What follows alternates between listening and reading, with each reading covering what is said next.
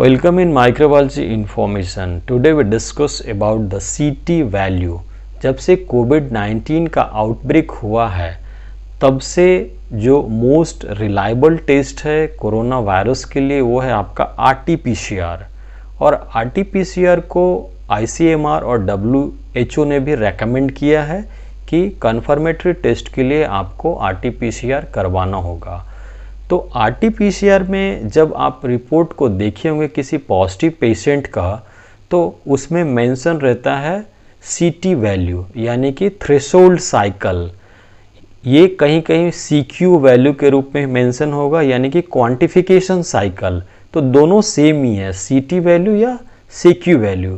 तो एक्चुअली में CT value जो है वो number of cycle needed to amplify the viral RNA to a detectable level, यानी कि किस साइकिल में जाकर के पेशेंट का जो सैंपल PCR में लोड किया गया है वो डिटेक्ट करता है, उसी को CQ वैल्यू या CT वैल्यू कहते हैं।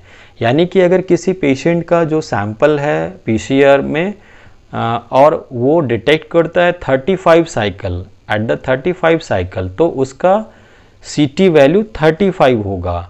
और अगर किसी पेशेंट का जो RNA है वो डिटेक्ट करता है 12 साइकिल में, तो उसका CT वैल्यू 12 होगा।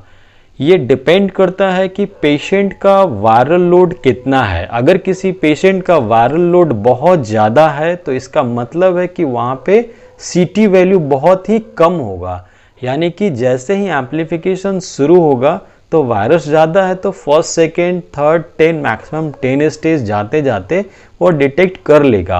अगर वायरल लोड बहुत कम है तो जो ICMR का जो गाइडलाइन आया है वो मैक्सिमम 35 साइकिल तक आप रिपोर्ट कर सकते हैं। तो वायरल लोड अगर कम है, बहुत कम है, तो 35 पे जाकर के वो डिटेक्ट कर लेगा, और एकदम नहीं है तो नहीं डिटेक्ट करेगा। तो इसलिए जो क्राइटेरिया मेंशन किया गया है ICMR के द्वारा वह है 35 और लेस देन 35 को पॉजिटिव माना गया है और एबव 35 को नेगेटिव माना गया है CT वैल्यू। तो CT वैल्यू जो PCR में डिटेक्ट करता है वो कैसे करता है, तो सबसे पहले जो पेशेंट का सैंपल हम लेते हैं उसका एक्सट्रैक्शन करते हैं। एक्सट्रैक्शन के बाद जो एल्यूट आता है उस एल्यूट को मास्टर मिक्स से चार्ज किया जाता है। उसमें सारे कंपोनेंट्स होंगे जो एम्प्लीफिकेशन के लिए नीडेड होंगे। उसको जब चार्ज करके PCR में लोड करते हैं, वहाँ पे PCR जब स्टार्ट होता है, PCR तो आप जानते हैं कि वो डिफरेंट टेम्परेचर बेस्ड इक्विपमेंट्स है। जैसे उसमें सबसे पहले डीनेचुरेशन होगा जो आपका न्यूक्लिक एसिड है 94 डिग्री सेल्सियस पे। उसके बाद एनिलिंग होगा 50 to 56 डिग्री सेल्सियस पे, and then extension 72 degree Celsius पे। ये डिफरेंट टेम्परेचर PCR मेंटेन करता है जब आप उसको स्टार्ट करते हैं। तो अगर वायरल लोड है यानी कि सैंपल में वायरस है तो उसका एनिलिंग और एक्सटेंशन होना शुरू हो जाएगा। अगर वायरल लोड नहीं यानी कि वायरस नहीं है तो उसका एक्सटेंशन यानी एम्प्लीफिकेशन नहीं होगा।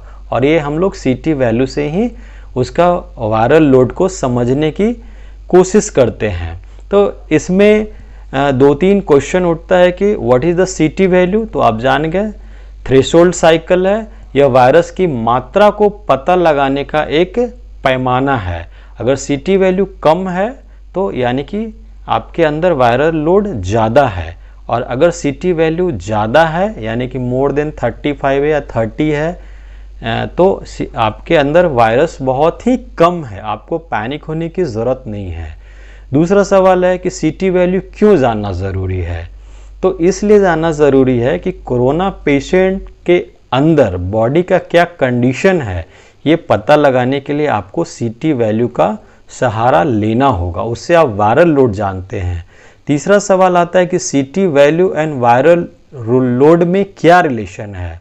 तो दोनों में रिलेशन ये है कि अगर CT वैल्यू कम है तो वायरल लोड आपका ज़्यादा है, और CT वैल्यू अगर ज़्यादा है तो वायरल लोड कम है। तो ये सारे सवाल CT वैल्यू से आप सॉल्व कर सकते हैं।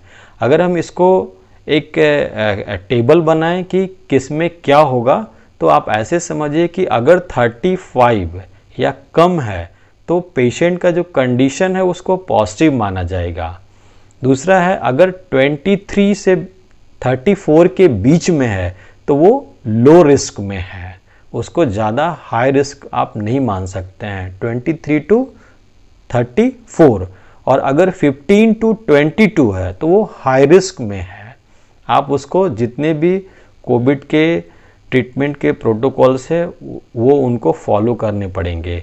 और जिनका लेस देन 10 है उनको ऑक्सीजन की ज़रूरत पड़ेगी और आईसीयू में भी जाना पड़ सकता है। तो आप CT वैल्यू से ये सारे कंडीशन को आप मेज़र करते हैं।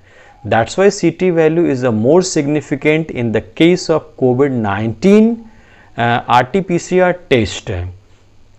Thank you for watching in my YouTube channel. Thank you.